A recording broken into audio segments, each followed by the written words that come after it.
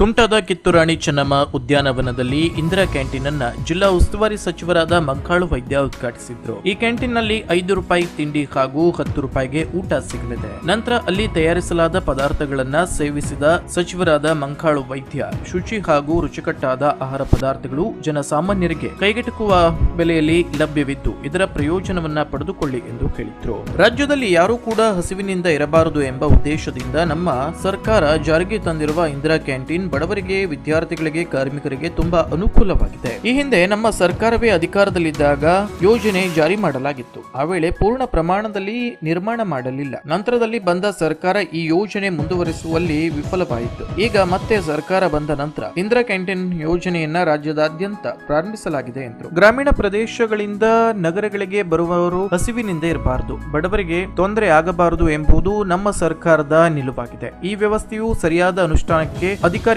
ನಿರಂತರ ಪರಿಶೀಲನೆ ನಡೆಸಬೇಕು ಎಂದು ಅವರು ಹೇಳಿದ್ರು. ಇನ್ನು ಕ್ಯಾಂಟೀನ್ ಉದ್ಘಾಟಿಸಿದ ಸಚಿವರು ಸಾರ್ವಜನಿಕರೊಂದಿಗೆ ಉಪಹಾರವನ್ನ ಸಹ ಸೇವಿಸಿದ್ರು.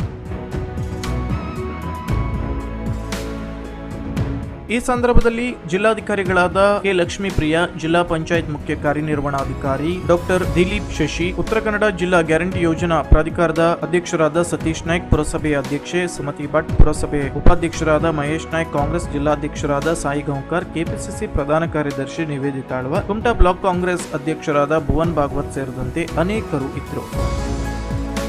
Koojalli times news, Kumta.